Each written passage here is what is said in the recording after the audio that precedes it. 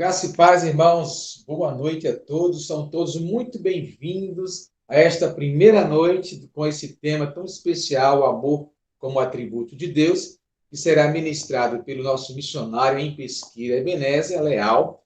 Tanto hoje quanto na próxima terça, nós teremos a oportunidade de ouvir sobre esse tema relevante para as nossas vidas. Então, nós queremos fazer uma oração inicial e logo em seguida iremos passar a palavra ao nosso amado missionário Ebenezer. Vou pedir que Lúcia possa fazer uma oração. Graça e paz, amados irmãos, então vamos orar agradecendo a Deus por essa oportunidade, por esse tempo tão precioso na presença do Senhor, onde vamos aprender mais da sua palavra, do amor de Deus como atributo. Querido Deus e amado Pai, nós te agradecemos por cada irmão que se encontra aqui, te louvamos pela vida do nosso missionário Ebenezer, rogamos que o Senhor possa usá-lo com poder e graça, que possamos aprender mais da tua palavra e não só aprender, mas também sermos praticantes da mesma. Abençoa cada um de nós, traz mais pessoas para ouvir da tua palavra. E abençoa o tempo que teremos aqui. Em nome de Jesus, amém. Amém. Amado servo Ebenezer, o tempo é seu, que Deus abençoe e que possamos receber do Senhor a sua palavra no nosso coração. Amém. Então, eu quero cumprimentar cada irmão e irmã com a graça e a paz do Senhor Jesus. Contente em ver alguns amigos e servos do Senhor, missionário João Paulo. Grande abraço a toda a família, pastor Iramar também. Grande abraço. E aos irmãos aí de Frutuoso, E a nossa igreja amada, a Igreja Batista Shekinah, é um prazer nessa noite estar trazendo, esse tema para cada um e cada uma, no desejo que a palavra de Deus realmente venha nos instruir, nos edificar, nos conduzir em temor, em crescimento, na graça do Senhor Jesus Cristo. Eu confesso, irmãos, que eu, quando pensei sobre esse tema, eu apenas, vamos dizer assim, eu apenas coloquei ele sair do particular para o público, porque é um tema que, digamos assim, ocupa a minha mente diariamente.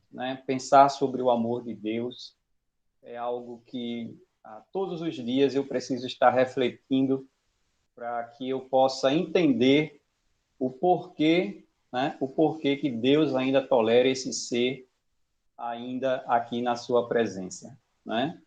E, sem dúvidas, é um tema de muita responsabilidade. Então, eu vou ser bem sincero com os irmãos e irmãs.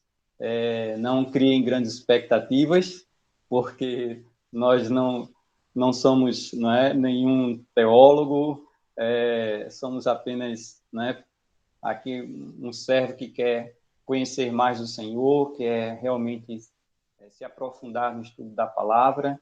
E quando nos é dado essa ousadia, de compartilhar, então a gente vai, mas a gente precisa chegar, como diz aqui na nossa região, bem abaixadinho, realmente, no temor do Senhor.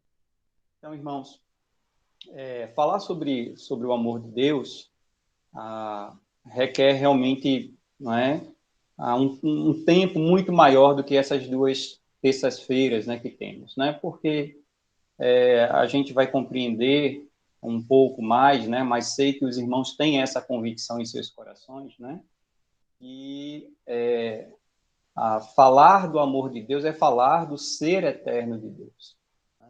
E como é que se fala de um ser eterno de forma que a gente esgote, de forma que a gente seja conclusivo em tudo aquilo que a gente tenha como convicções?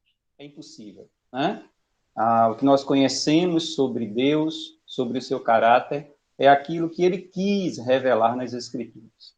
E mesmo assim ainda estamos, vamos dizer assim, ainda estamos tateando, né? Ainda estamos a cada dia, como diz a própria Escritura, né?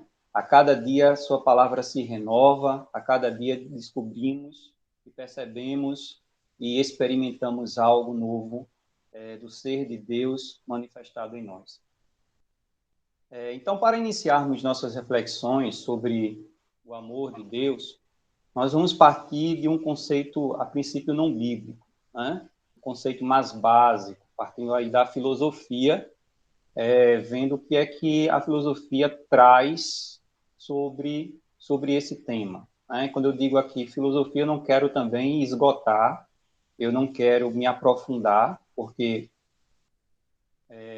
realmente os nossos conhecimentos são limitados, mas o pouco que a gente conseguiu aí reunir de informações, a gente queria aqui colocar para os irmãos. Então, para buscarmos compreender sobre, primeiramente, né, o próprio termo amor, à luz da filosofia, nós vamos ver aí que o amor é um tema ou objeto de interesse do conhecimento humano desde antes de Cristo, né? Vou pedir ao irmão Lázaro que já possa passar aí o slide, né, para a introdução. Então, o amor é um tema ou objeto de interesse do conhecimento humano desde antes de Cristo. Já na cultura grega, com o surgimento da filosofia de Platão, Aristóteles, Sócrates e outros, o amor passou a fazer parte dos discursos, diálogos desses homens. Platão, no diálogo O Simpósio, ou O Banquete, está aí disponível também aí pela internet para quem quiser ter a desventura de conhecer, porque, sinceramente, não é uma literatura que a gente possa dizer, né, que há prazer em consultar, mas nessa obra, né, o Banquete, Platão apresenta o Eros, palavra grega para amor, que na mitologia grega é um semideus, né? Então, o Eros aí, ele é um daimon, né? Que seria um semideus. Nesse diálogo, descrito por Platão, Sócrates faz Agaton. Agaton foi o anfitrião desse momento, né, de diálogo, de discursos, né, onde estava Aristóteles, onde estava Platão, né, onde estava o próprio Agaton e outros, né? Então, ele havia feito esse desafio, né, para que houvesse esse momento de debate, né? E ele, então, no caso Platão, né, faz Agaton reconhecer que suas palavras eram bastante vazias e continham contradições no que ele apresentou sobre o amor. E aí, para Agaton, o amor, né, por ser belo e bom, ele desejava e se inclinava ao belo. Então, o amor, o Eros, né, por ser belo e bom, desejava e se inclinava ao belo. Então, segundo ele, todo desejo representa algo que não se tem e pelo qual se interessa ter, mas que não se sabe se amanhã teremos, se estará conosco. Então, para ele, né, todo desejo representa algo que não se tem e pelo qual se interessa ter. E possa ser que tenhamos amanhã ou não, né? Então, isso era o que ele definia como Eros, né? Então, se Eros, no conceito de Agaton, aspira ao belo, ele não pode ser, né, não pode ser ele mesmo belo por carecer de beleza, né? Então, ele não pode ser belo se ele busca a beleza. Então, se ele não é belo, se ele não é, digamos assim, perfeito e ele busca algo, ele não é um deus. E por isso, então, né, dentro da mitologia grega, Eros é, na verdade, um semideus, né? E aí Sócrates também estava presente, apresenta a narrativa de uma sacerdotisa, né, que fazia parte aí do seu ciclo de relacionamentos, chamada Diotima, que trouxe luz às suas inquietações também sobre o Eros. O pressuposto da narrativa de Sócrates, aliás, de Diotima, é o não ser belo nem bom necessariamente, não implica ser feio e mal. Então, segundo ela, o não ser belo não implica necessariamente os extremos, né? Ser feio ou mal. Mas há aí um meio termo, né? Existem termos intermediários, que é o caso aí de Eros, né? Que é um semideus. Então, esse é o caso, né, do amor, que não é um deus, nem um mortal, né? É um daimon, que é também, né, classificado como semideus. Nesse sentido, o amor é um caminho ou nexo.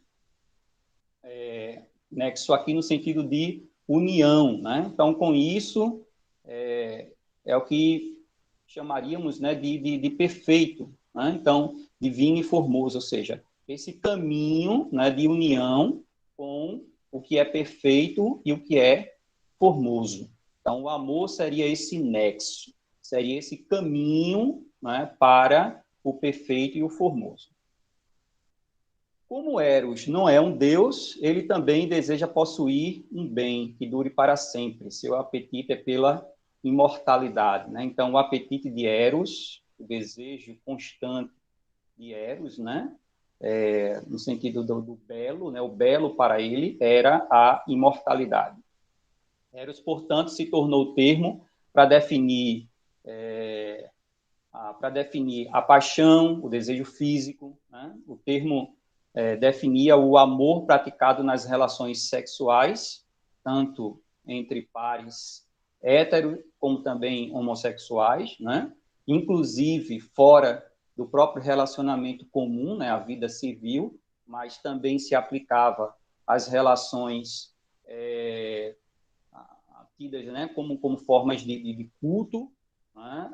Nos cultos pagãos, e às vezes também era atribuída a relações demoníacas também, né? E os filósofos até tentavam, digamos assim, limpar, né, esse termo dessa relação que dentro da mitologia existia de Eros com as práticas demoníacas. Então, a palavra Eros, né, a palavra Eros não poderia, né, não poderia estar na palavra de Deus para definir o amor de Deus, né? Louvado seja Deus por isso, né? Então, esse termo, que é o termo, digamos assim, mais elevado, né, para a filosofia, no que diz respeito à relação dos homens com as divindades, né, e dos homens uns com os outros, não está na Bíblia, né? Juntamente com ela, existem outras palavras gregas que definem diferentes formas de amor. Quais são elas? Existe o ludos, que são os relacionamentos casuais e lúdicos, descompromissados ou os flertes, né? Hoje é o que define aí as ficadas, né? Dessa juventude, né? Então é o ficar, é o flerte, né? É aquela coisa é aquele relacionamento sem compromisso, né? Daí vem também a palavra lúdico, né? A ideia de brincar, né? De se divertir, né? Onde não há compromisso. Eu vou pedir que o irmão Lázaro passe aí o próximo, né? Que já tem aí, então, as definições. A segunda palavra é a pragma. Pragma é o amor prático, baseado na razão ou dever e nos interesses de longo prazo. Então, o pragma tem muito mais a ver, né, com as questões práticas e com as questões de obrigação, de dever, né? Justamente a atração, nesse caso, né, do pragma, a atração sexual fica em segundo plano, não está diretamente relacionada com esse termo, né? Tem muito mais a ver com a cumplicidade de um casal, por exemplo, né? Aquilo que leva os casais a serem cúmplices nas decisões, né? No cotidiano, né? Na questão da mutualidade, da ajuda, do se colocar, né, no lugar do outro, nesse sentido de sustentar, né, interesses comuns. A terceira palavra é filáutia, que é sinônimo de amor próprio, que pode ser saudável ou também pode ser insalubre. No caso, a palavra também pode significar, né, um amor, digamos assim, um sentimento, na verdade, insalubre, se houver o exercício de uma falsa modéstia, né? Então, ele também poderia ser usado para essa definição aí. A outra palavra, no caso, é eros, que já definimos, né, dentro do conceito, né, do amor platônico. A quinta palavra é philos. Philos significa amizade ou afeto por boa vontade. Esta palavra, né, já iremos encontrá-la nas Escrituras, porque dela também derivam outros termos, né, como, por exemplo, a própria, né, a cidade de Filadélfia, né? Então, Filadelfos, né? E também se encontra na palavra de Deus, né? A última palavra é a palavra ágape, que é o amor demonstrado por indivíduos que não conhecemos e com quem não temos vivências e experiências. Vem da natureza divina, também chamada de caritas ou caridade, de conceito altruísta, buscando sempre o cuidado do bem-estar alheio. Então, esta palavra, ágape, né, já se aproxima mais daquilo que nós conhecemos sobre o amor de Deus. Eu digo no conceito da filosofia, né? Um conceito filosófico. Então, o irmão pode passar, por favor? Isso. Então, nós vamos ver aí como os termos, aliás, como, né, o termo amor é encontrado nas Escrituras, no caso, tanto no Antigo como no Novo Testamento. Então, no Antigo Testamento, a palavra amor, na forma substantiva, quando referida às manifestações do caráter de Deus e do homem, aparece na forma mais comum do hebraico, que é ahavá. Essa forma hebraica, né, ela é um adjetivo, né? Então ela significa amor, né? Amor na nossa língua. Mas ela também tem uma forma verbal, que seria lehov, né? Então lehov é a forma verbal, né? E aqui temos o infinitivo, né? Do verbo amar no hebraico. E isso nós podemos ler em algumas passagens das Escrituras, né? No caso, se estivéssemos contexto original, em hebraico, nós iríamos encontrar aí essas palavras lá, né, no meio dos textos. Jeremias 31, versículo 3, vou convidar os irmãos a abrirem aí suas Bíblias. Jeremias 31, 3, diz o seguinte: há muito que o Senhor nos apareceu dizendo, com amor eterno te amei, com benignidade te atraí, né? Então, nós temos aí essa passagem, né, do profeta, né, falando sobre a restauração de Israel e o Senhor, então, né, dizendo para, né, o seu povo, né, há muito que o Senhor nos apareceu dizendo, com amor eterno te amei, com benignidade te atraí. Então, a palavra aí para amor eterno, né, a palavra amor, aí é o substantivo ahav, né, em hebraico. Também temos em Provérbios capítulo 3, versículo 12, também o mesmo termo é usado lá, né, em Provérbios, capítulo 3, versículo 12. Provérbios 3, 12. Diz o seguinte: porque o Senhor corrige aquele a quem ama, assim como o pai ao filho a quem quer bem. Então, quando diz aqui que o Senhor corrige aquele a quem ama, né? Aqui é a forma verbal que está sendo usada, né? Lerrobo, né? Na sua conjugação aqui, né? Da pessoa que está aqui, né? Então, aquele, né? Então, esses são passagens, existem, evidentemente, muitas outras passagens no Velho Testamento, e nós poderíamos encontrar aí esses termos originais, né, para se referir a amor. Mas, quando se refere ao amor leal ou amor constante de Deus, a palavra hebraica, e quando a gente fala que amor leal e amor constante, estamos falando de características, né, desse amor.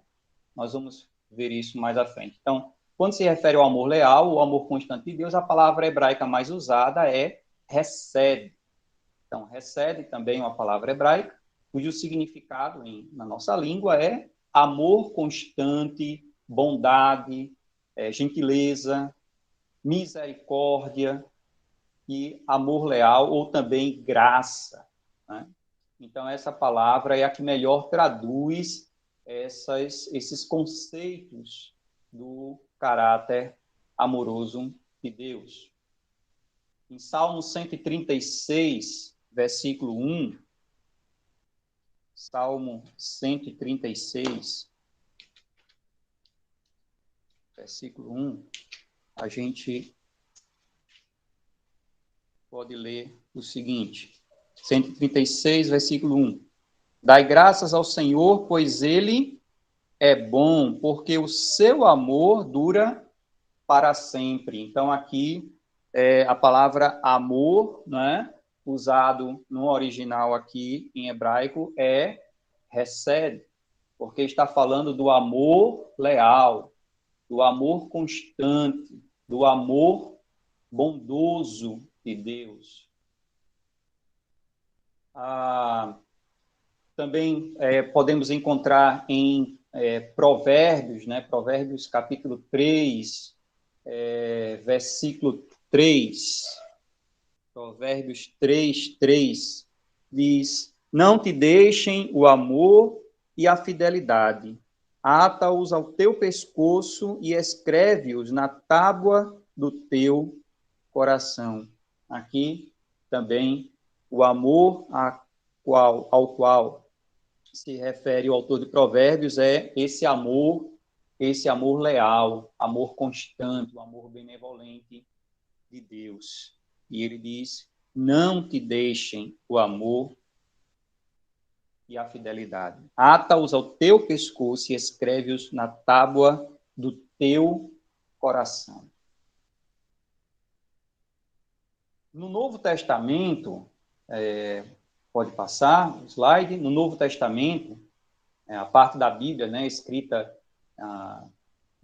em hebraico, né, desculpe, a parte da Bíblia escrita em grego, né, alguns trechos em hebraico, mas depois também traduzido para o grego, a palavra mais frequentemente usada para amor é ágape. Ágape também está lá dentro do conceito filosófico, porém, né, evidentemente, com uma considerável distorção e distância daquilo que a palavra de Deus nos traz quando apresenta o amor num conceito desta palavra. E depois vem filéu, né, que é uma outra palavra também no Novo Testamento para se referir ao amor. Então, o tema, o amor de Deus, ele é objeto, né? Ele é um objeto de estudo da teologia sistemática.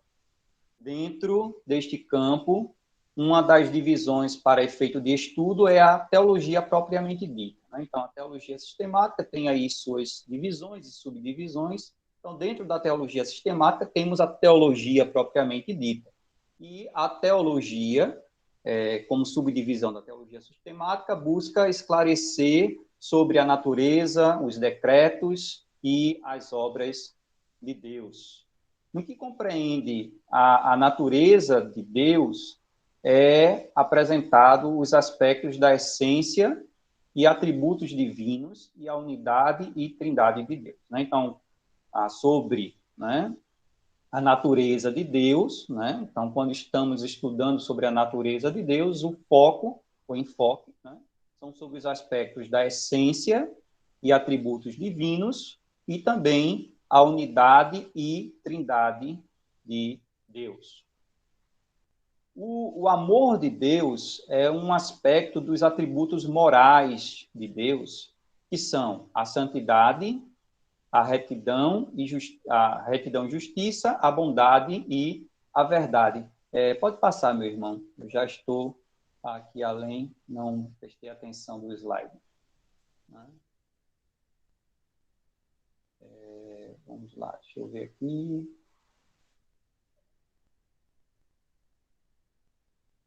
Muito bem. Então, o amor de Deus, né, é um aspecto dos atributos morais de Deus, que são a santidade, a retidão e justiça, a bondade também e a verdade.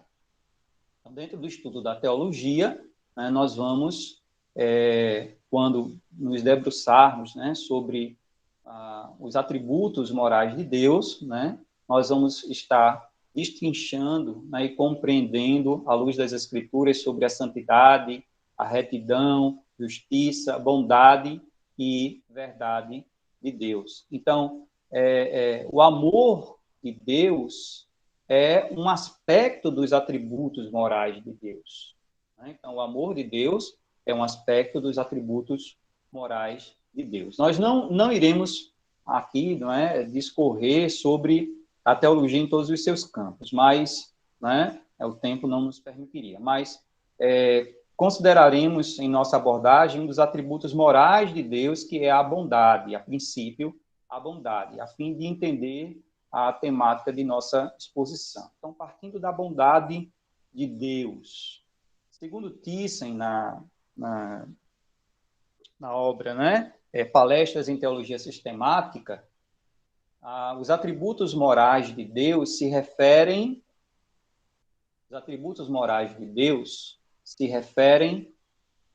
aos predicados necessários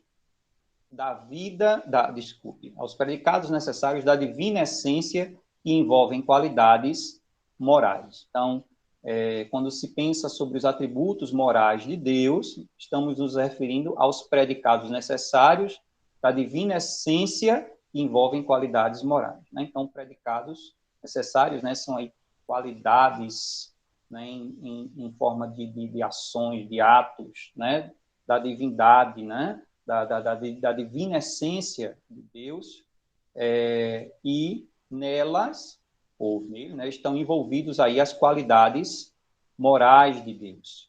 E, como já citamos, envolve santidade, retidão, justiça, bondade e verdade. Quando usamos o termo bondade atribuído a Deus, né, já que estamos aí pensando, né, para princípio de entendimento, né, falando da bondade de Deus, né, então, quando usamos o termo bondade atribuído a Deus, estamos diante de um conceito de um personagem ideal, ou seja, temos nesse conceito todas as qualidades desse ser que é sua santidade, retidão e verdade, seu amor, benevolência, misericórdia e graça. Então, falar sobre a bondade de Deus, né, é trazer esse conceito também de todas essas qualidades de Deus, que é sua santidade, a retidão, verdade, seu amor, né, sua benevolência, misericórdia e graça, e fazem parte desse personagem ideal. Né? E esse personagem ideal, ele está acima do conceito filosófico. Né? porque é aquilo que a palavra de Deus nos apresenta sobre quem é esse personagem ideal, que é o nosso Deus. E foi certamente nesse sentido que Jesus disse ao jovem rico, né? Ninguém é bom senão um só, que é Deus. Está lá em Marcos 10, 18, né? Quando ele disse, bom mestre, né? Então, Jesus pergunta, por que me chamas de bom, né? Então, aí Jesus então diz, olha, ninguém é bom senão um só, que é Deus. E nesse sentido, né, de fato, somente Deus é bom. Por que somente Deus é bom? Porque na perspectiva da bondade, né, desse ser ideal, somente Deus é um ser totalmente santo, perfeito, justo, né, misericordioso, gracioso. Então, essas são qualidades atribuídas somente a Deus e são inerentes também à sua bondade. Então, nessa perspectiva, a filosofia platônica não destoa, pois Eros, né, Eros não é um ser perfeito e ideal, é incompleto e vive em busca da perfeição. Por isso, os profetas do Novo Testamento não usam em nenhuma circunstância essa palavra para se referir ao amor de Deus. Ou seja, quando Jesus diz, né, ninguém é bom senão só que é Deus, o conceito filosófico sobre Eros, né, não destoa, não está realmente em dissonância. Por quê? Porque Eros não é bom, né? Eros não é bom, Eros não é esse ser ideal. Então, a gente vai ver aí, né, que, segundo a filosofia platônica, né, ele não é esse ser perfeito, ideal. Ele é incompleto, vive em busca da perfeição. E por isso mesmo, né, os profetas do Novo Testamento não usaram em nenhum momento, em nenhuma circunstância, a palavra eros para se referir a qualquer que seja, né, a intenção de falar sobre o aspecto da bondade de Deus, ou do amor de Deus. Então, o amor é uma qualidade da bondade de Deus. O amor é uma qualidade da bondade de Deus. Agora, meus irmãos e irmãs, podemos aí delimitar melhor, né, nossa compreensão sobre o amor de Deus. Próximo slide.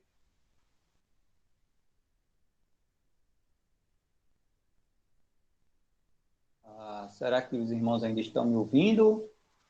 Estão, né? Sim, Ebenezer, estamos ouvindo. Muito bem. Então, vou pedir ao irmão Lázaro que, por favor, passe aí o próximo slide. Ótimo. Então, poderíamos aí usar muitos outros textos, né, para a gente iniciar aqui a nossa interpretação do tema, né, para fundamentar o nosso estudo. Mas nós vamos partir de um texto clássico, quando se fala do amor de Deus, que é 1 João, capítulo 4, os versículos, digamos assim, os versículos-chave seriam os versículos 8 e 16. Mas, se o tempo nos permitir, vamos tentar aqui ser rápidos aqui na leitura de 1 João, capítulo 4, dos versículos, vou ler dos versículos 7 até o versículo 16. Diz: Amados, amemo-nos uns aos outros, pois o amor é de Deus.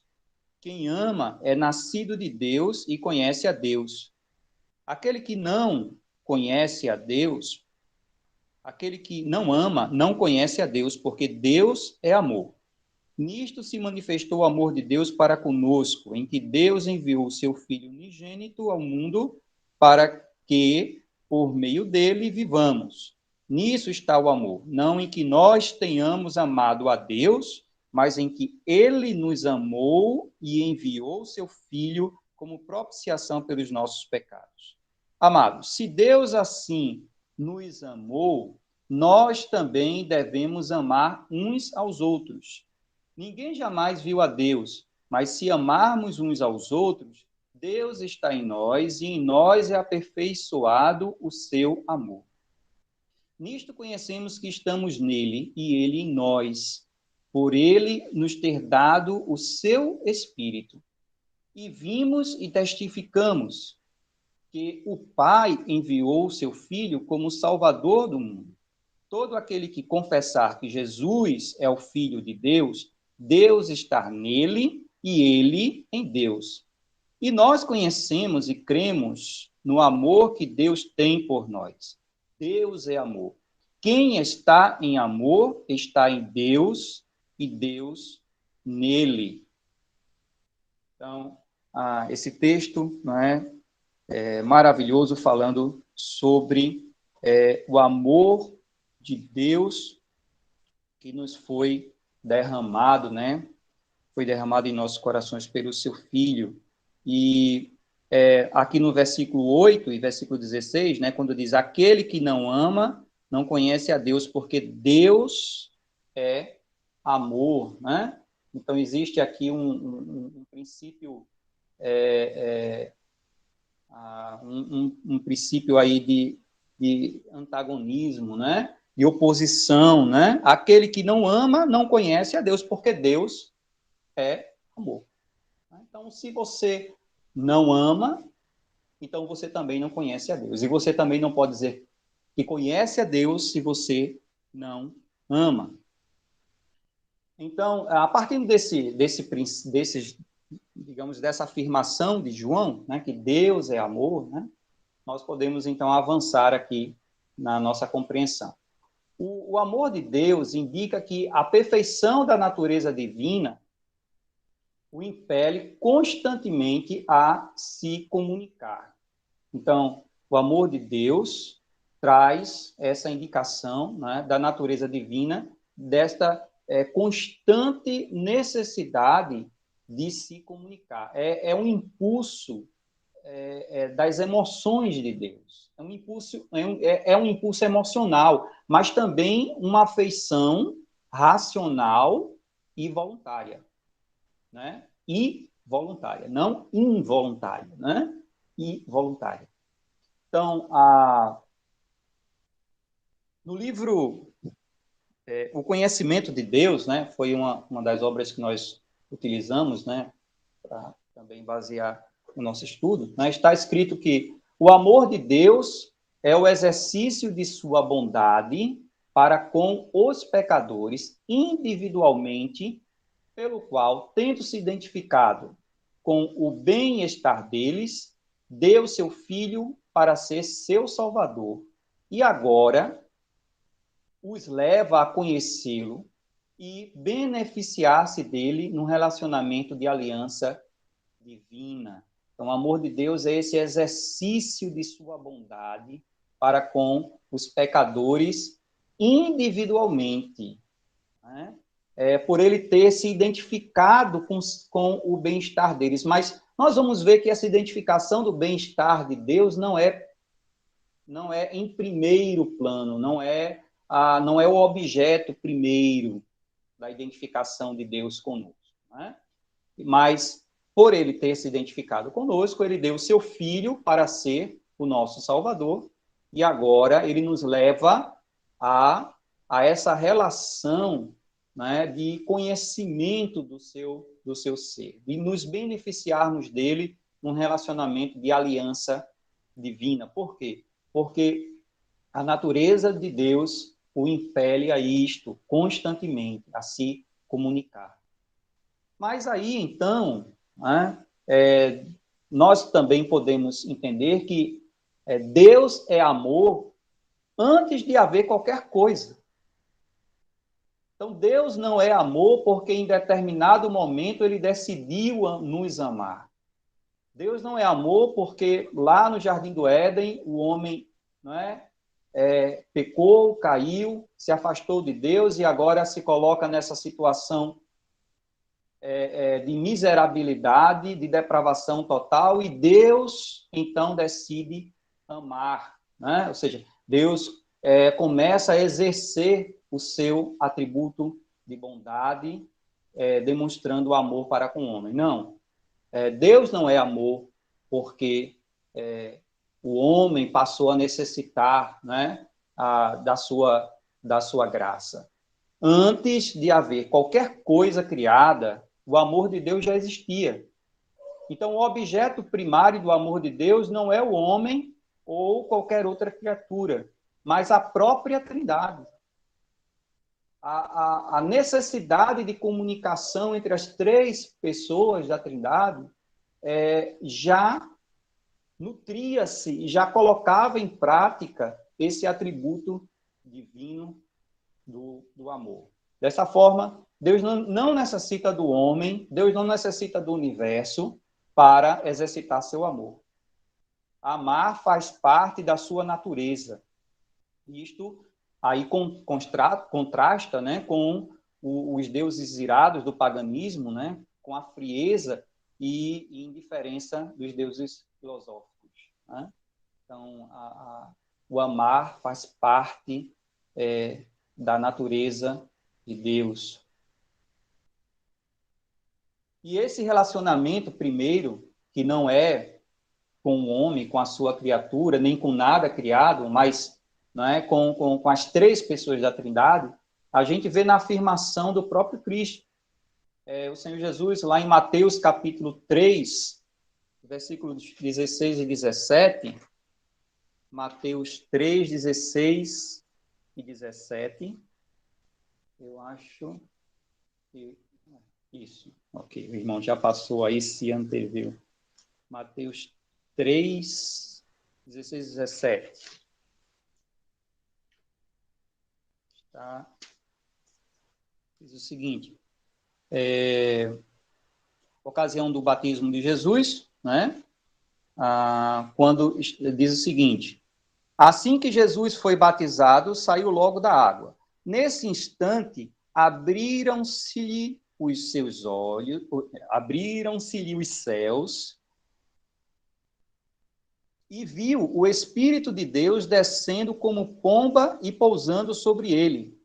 E uma voz dos céus disse, este é o meu Filho amado, em quem me comprazo. O Pai está testificando diante de todos os que estavam ali presenciando, né, Jesus indo ao encontro de João para ser batizado, e no momento então que ele vai às águas, né, o Espírito Santo vem sobre ele em forma de pomba, e todos ouvem esse testemunho do Pai, dizendo, este é o meu Filho amado, em quem me comprazo. Então, o Pai ama o Filho, e ele não amou Jesus a partir daquele momento que ele declarou, né? Ele ama o Filho desde a eternidade. Assim também como o Filho ama o Pai. João 14, 31. João 14, 31 diz, mas é para que o mundo saiba que eu amo o Pai e que faço como o Pai me ordenou. Levantai-vos, vamos-nos daqui. Hã? Qual era o desejo do Senhor Jesus, sabe, né, com relação ao mundo? Para que o mundo conheça, saiba que eu amo o Pai e que faço como o Pai me ordenou. O Filho tem uma relação de amor leal com o seu Pai. Então, se Deus é eterno, esse seu amor também o é. Deus é eterno e o amor de Deus também igualmente eterno. Então, esse amor há de ter um objeto eterno. A quem Deus, então, ama primeiro, declaradamente, né? Claro que aqui falamos que as três pessoas, né, desfrutam e exercem mutuamente este amor. Pai, Filho e Espírito Santo. Mas a quem o Pai declara, né? A quem o Pai declara esse amor eterno? Deus ama, desde a eternidade, o seu Filho como objeto original. Ama a Cristo como objeto ímpar e eterno. Conforme Mateus 3:17, né, como já lemos, quando Deus declara sobre o seu Filho. Então, Deus estava feliz, né? Seu amor, ele é a fonte de alegria e felicidade. Deus já estava feliz sem o homem antes de esse ser criado. E ele teria continuado assim se simplesmente houvesse destruído o homem depois de esse haver pecado. Deus não perderia, né, a sua alegria, ele não perderia o seu objeto primeiro de amor se tivesse decidido destruir a raça humana depois, né, depois da queda. E isso significa que, por sua livre e espontânea vontade, ele não conhecerá... desculpe.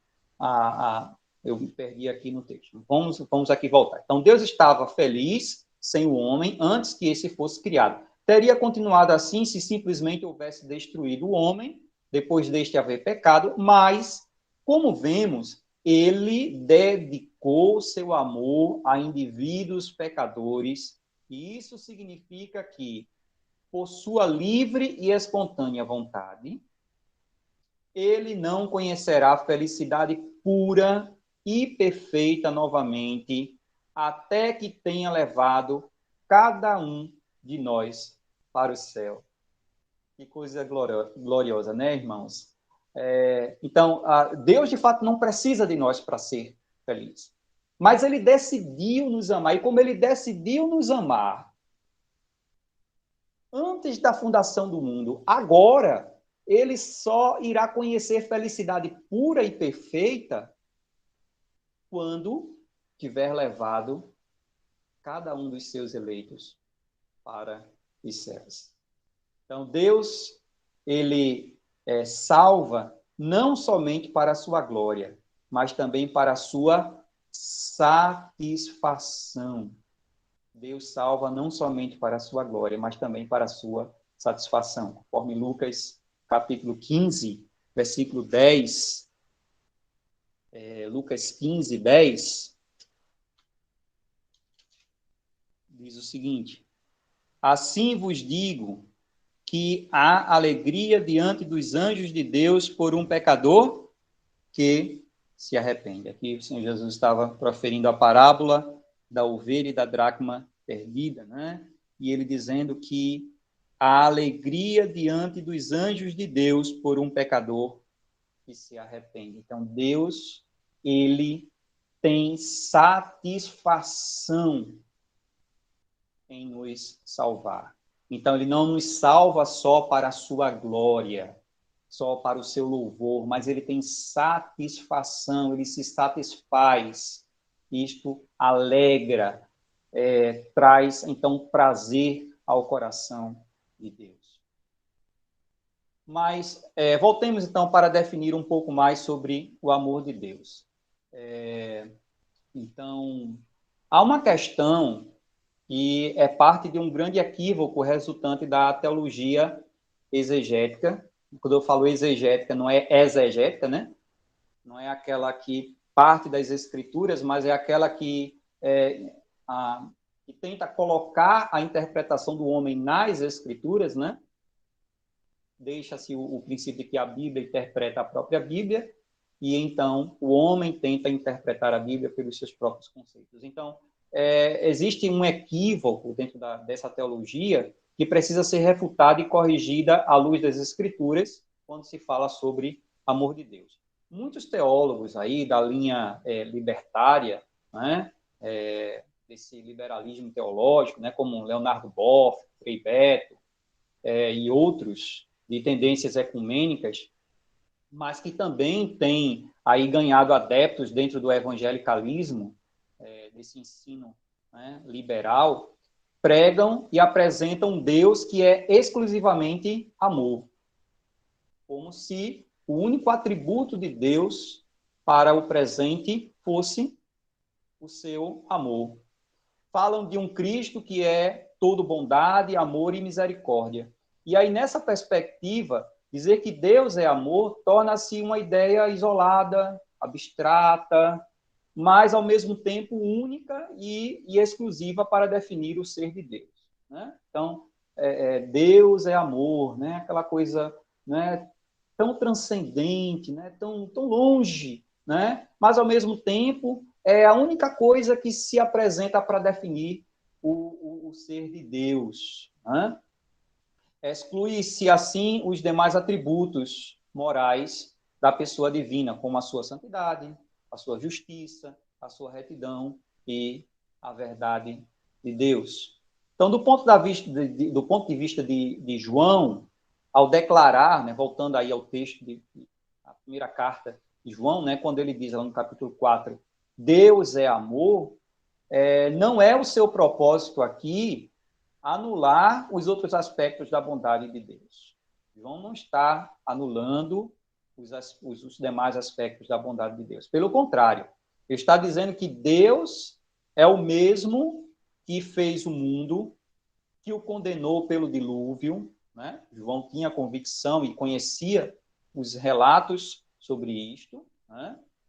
Que chamou Abraão e fez dele uma nação, que disciplinou o seu povo do Velho Testamento pela conquista, cativeiro e exílio, né? Então, a disciplina de Deus sobre o povo de Israel, enviou seu Filho para salvar o mundo por meio de sua morte na cruz e sua ressurreição, mas que também afastou o Israel descrente, que destruiu Jerusalém já aí na época de João, né, por volta do ano 70, né, e que um dia julgará o mundo com justiça. João tinha plena convicção e tinha isto como algo concreto, indissolúvel sobre o caráter de Deus, né, ou sobre os atributos de Deus. Ele não compreendia o amor de Deus distintamente desses demais atributos divinos. E com essa convicção, João faz 3 afirmações nos seus escritos, né? Não em suas próprias palavras, né? Mas colocando aquilo que Deus, por meio do Espírito, revelou a ele. Então, com essas convicções, João faz, então, 3 afirmações sobre a pessoa de Deus. Todas elas de igual teor e grandeza. A primeira afirmação que João faz é: Deus é Espírito. Está lá em João capítulo 4, versículo 24. A passagem já é bem conhecida, é a conversa de Jesus com a mulher samaritana. Né? Então, na conversa com a mulher samaritana, Jesus esclarece a ela e a nós que, por ser Espírito, ele não está limitado a lugares de adoração, mas também implica que ele não tem corpo. Né? Quando né, a mulher diz, olha, né, os nossos pais diziam, né, que no monte é quem se deve adorar a Deus, vocês dizem que é em Jerusalém. Né? E Jesus diz, olha, nem uma coisa nem outra. Né? Porque Deus é Espírito. E chegou, né, o tempo, né, em que os seus adoradores devem adorar a Ele em espírito e em verdade. O que é que Jesus estava aqui revelando àquela mulher e a todos nós? Né? Que, por Deus ser Espírito, Ele não está limitado a lugares de adoração, né, nem no monte, nem em Jerusalém, mas também que Ele não tem corpo. Né? É um princípio que está estabelecido aqui. Se ele é espírito, ele não tem corpo, ele não é material. Se ele não é material, também ele não tem partes e nem paixões, já que as paixões, na sua maioria, não é? Elas se demonstram justamente no corpo. Né? Sua personalidade, poderes e qualidades estão perfeitamente íntegros quando se diz Deus Espírito. nele nada se altera. Tiago, capítulo 1, versículo 17. Tiago nos diz o seguinte, no capítulo 1 e versículo 17. Toda boa dádiva e todo bom dom perfeito é lá do alto, descendo do Pai das luzes, em quem não há mudança nem sombra de variação. Em Deus, o Pai das luzes, de onde vem toda a boa dádiva e todo dom perfeito, não há mudança nem sombra de variação. Então, embora não tendo paixões, né? Não, Deus não é Deus não se dá às paixões, né? Ele não tem paixões como nós humanos temos, nós suas criaturas temos. Deus, embora não tendo paixões, Deus não é insensível. Né? Não podemos aqui anular uma coisa com a outra. A sua natureza é de escolha voluntária e deliberada. Portanto, paixões humanas passíveis e involuntárias, como, por exemplo, né? Quando a gente fala de paixões aqui, não estamos só falando aquela questão, né, avassaladora, né, aquela questão, né, que enrubesce o rosto, né, que gera sensações, né, descontroladas. Não. Por exemplo, a dor, o medo, né, o sofrimento, arrependimento, desespero, né?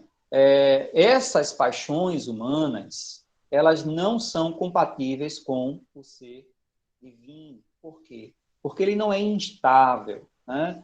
Deus, a sua personalidade, não é constante, imutável, e, portanto, essas paixões são incompatíveis com o seu ser.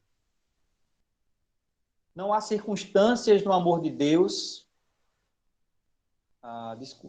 não há inconstâncias no amor de Deus, que é Espírito. Seu amor, conforme Cantares, capítulo 8, versículos 6 a 7, seu amor é forte como a morte. Né? Seu amor é forte como a morte.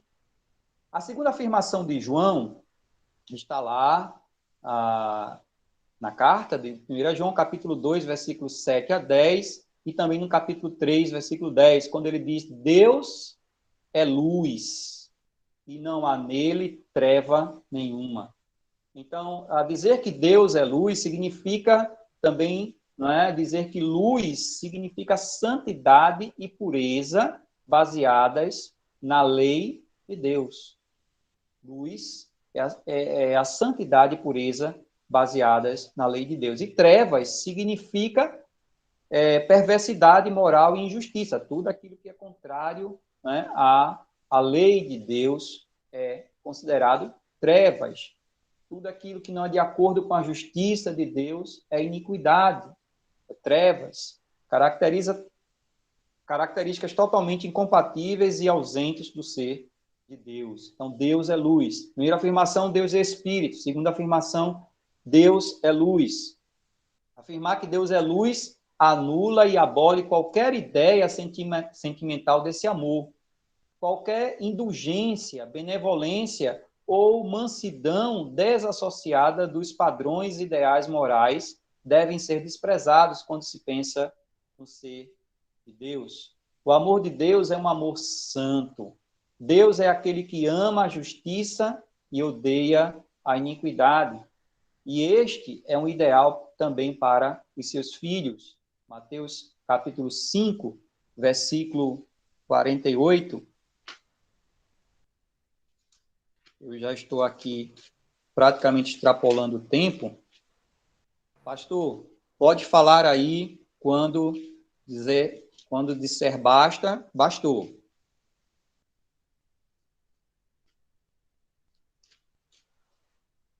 Mas já estamos aqui querendo realmente dar uma conclusão por hoje. Mateus 5, 48, Diz o seguinte: sede vós, pois, perfeitos, como perfeito é vosso Pai que está nos céus. Né? Quando Jesus está falando exatamente sobre o amor, né? O amor aos inimigos. E aí ele diz o quê? Né? E se saudades somente os vossos irmãos, que fazeis demais? Não fazem os gentios também assim? Né? No versículo 46, ele diz: se amardes os que vos amam, que recompensa tereis? Não fazeis os cobradores, não fazem os cobradores de impostos também o mesmo, né? Aí, no 48, ele diz, então, sede vós, pois, perfeitos, como perfeito é vosso Pai que está nos céus. E ele aqui está falando também da perfeição da bondade de Deus, da perfeição do amor de Deus. Esse também deve ser o ideal de todos os seus filhos. Deus corrige a quem ama. Hebreus capítulo 12, versículos 6 a 11. O seu amor, ele é inflexível, imutável. A Bíblia, ela não nos permite supor que podemos confiar que ele nos fará feliz sem que busquemos a santidade exigida por ele.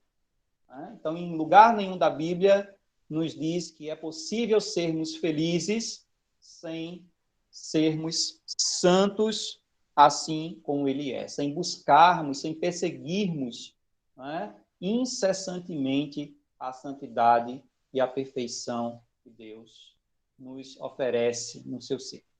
E a terceira afirmação de João é: Deus é amor. Está aqui no texto base para hoje. Então, Deus é amor. Essa verdade completa sobre Deus é a verdade completa sobre Deus no que diz respeito aos cristãos. Então, Deus é amor, é uma verdade completa sobre Deus no que diz respeito a nós, seus filhos, a nós, cristãos. Assim como afirmar que Deus é luz significa que sua santidade é expressa em tudo o que ele diz e faz. Semelhantemente, dizer que Deus é amor implica em encontrar seu amor em tudo que ele diz e faz. Então, se Deus é luz, no sentido de refletir sua santidade em tudo aquilo que ele diz e faz, semelhantemente, de igual teor é também quando é dito que Deus é amor.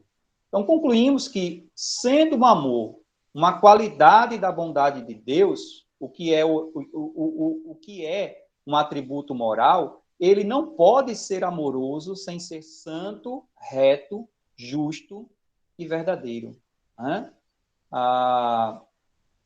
Então, a gente tem aqui mais alguns pontos. Eu acredito que, pelo horário, já não será possível a gente discorrer hoje, para não entrarmos aí, além das 9 horas. Mas queríamos aqui deixar, então, estabelecido esse conceito,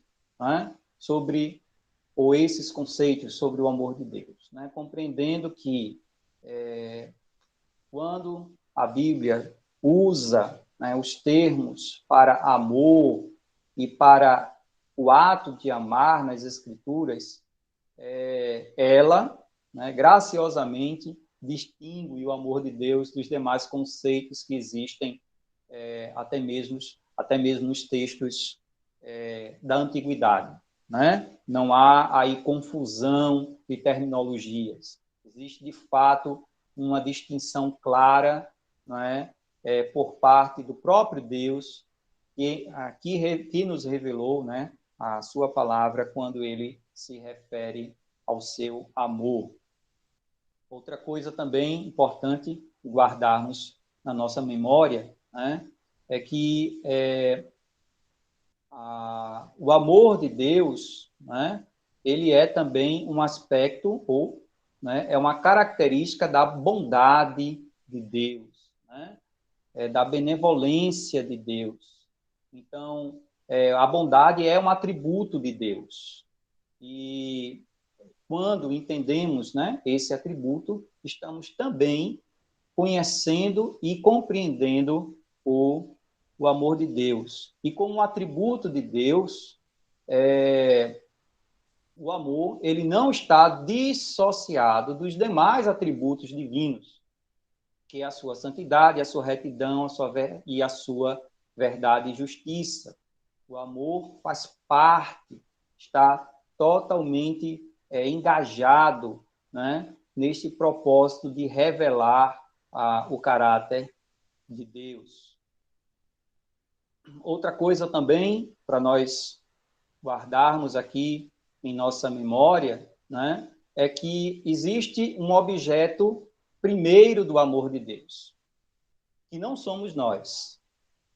Não fomos nós o primeiro objeto, né, do amor de Deus. O primeiro objeto do amor de Deus é o seu próprio Filho. Ou, pelo menos, né, podemos dizer assim, é na pessoa do Filho que ele manifestou esse seu primeiro propósito. Né? Mesmo que na relação, né, da Trindade exista essa, vamos dizer, essa necessidade, né, é algo inerente a ele, essa convivência, esse relacionamento em amor. Mas, porque Deus quis nos amar antes da fundação do mundo, ele também revela a nós este amor. Ele também nos fez objeto, né, do seu amor. E aí, concluindo, né, como já falamos, né, João, ele tem uma compreensão bem clara sobre isto, né, de que o amor de Deus é de igual teor dos demais atributos divinos. Quando ele fala sobre o amor, ele não está desassociando ou ele não está diminuindo os demais atributos. Pelo contrário, ele está corroborando com todos os atributos divinos. Então, irmãos, nós vamos ficar por aqui hoje, né, no desejo de que na próxima terça-feira a gente possa aqui concluir essas ideias, mas a gente também possa falar um pouco, né, esse é o nosso desejo, falar um pouco também em como se manifesta este amor em nós, suas criaturas, em como Deus manifesta o seu amor em nós, suas criaturas. Então, que Deus nos abençoe, que Ele nos conduza em reverência, em temor e desejo de conhecê-lo cada dia mais. Pastor Valmir. Ok, Menezes, que maravilha, né? Exposição prática, assim, bastante bíblica, teológica, isso é muito importante, em especial essa conclusão, quando você destacou bem acerca do amor de Deus, essa qualidade, né, da sua bondade como atributo moral, certamente não vai... Deus jamais poderia ser amoroso sem que também ele igualmente fosse santo, reto, justo e verdadeiro. Então, é por isso que nós, às vezes, temos ouvido de pessoas dizendo assim, se Deus é bom, né, se Deus nos ama, por que ele permite que pessoas venham a sofrer tanto? Né? Então, não compreende o amor de Deus associado ao seu caráter de retidão, de justiça, de santidade. Então, tudo isso nos dá a compreensão, de fato, que Deus nos ama com toda a perfeição, ou seja, que nenhum mal que aconteça ao homem diminui retira o amor santo, justo, bom de Deus. Maravilhoso mesmo. Queria abrir também espaço, amados, se você tem alguma pergunta ou alguma consideração acerca da temática, você pode abrir o seu microfone, a sua câmera também, e pode compartilhar um pouco, se você assim desejar.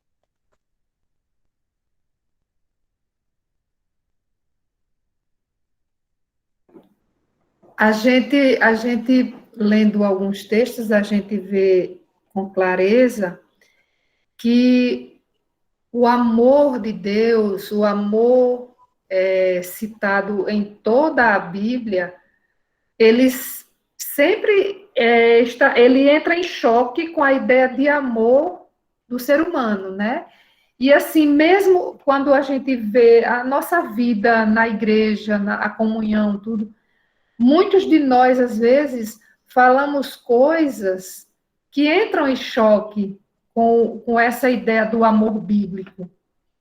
Quando a gente fala, às vezes a gente vai fazer referência a algo que Deus fez ou algo que Deus pode fazer por nós, e a gente cita o amor de Deus como naquela ideia romantizada do ser humano, né? O que realmente entra em choque com o verdadeiro amor bíblico. Então, é assim, algo que realmente a gente precisa estar sempre lendo, sempre reavivando na memória, porque nós somos tendenciosos a levar a ideia do amor de Deus para a nossa ideia própria de amor, bem humana mesmo. Verdade, muito bom o comentário. Mais alguma consideração antes de concluirmos? Se não, queridos, nós queremos agradecer por você ter participado, o amado servo do Senhor, missionário nosso, Ebenezer. Na próxima terça-feira, se Deus permitir, também estaremos juntos, aprendendo mais a cada terça-feira, estudando a palavra de Deus, a fim de que nós possamos também não só ouvir, mas praticar as verdades de Deus, reveladas na sua palavra, nas nossas vidas. Então, nós queremos agradecer muito a Ebenezer, esse tempo tão precioso, tão especial, e a todos os presentes. E a gente, então, nós queremos concluir com oração também, de gratidão, porque Deus nos amou primeiro e também continua nos amando sempre. Vamos fazer a oração? O missionário João Paulo vai nos ajudar, então, aí, concluindo com a palavra de oração, irmãos. Amém. Oremos. Senhor Deus, queremos agradecer, Pai, por tudo que tem feito por nós. Obrigado por esse tempo, Senhor, pela tua palavra que nós ouvimos. Obrigado pela vida do missionário Ebenezer, Senhor, por usar o teu servo para nos ensinar sobre ti. Agradecemos porque aprendemos sobre o verdadeiro amor que vem de ti, como tu és verdadeiramente, e que possamos retirar de nossas vidas esse pensamento, como a irmã Miriam mesmo lembrou, Senhor, esse pensamento romantizado do que era amor. E que possamos transmitir verdadeiramente aquilo que a tua palavra nos ensina sobre quem é o Senhor, sobre todos os seus atributos, ó Pai, e que possamos transmitir para outros que necessitam ouvir. Nos concede uma boa noite de descanso, estejas abençoando a cada um de nós, em nome do teu Filho amado Jesus. Amém. Amém. Amém. Amém. Deus abençoe. Sim, alguém falou? Não, foi pai aqui comigo. Deus abençoe a todos e até o próximo encontro, se Deus permitir. Amém. Amém. Boa noite a todos. Ebenezer, Daniel.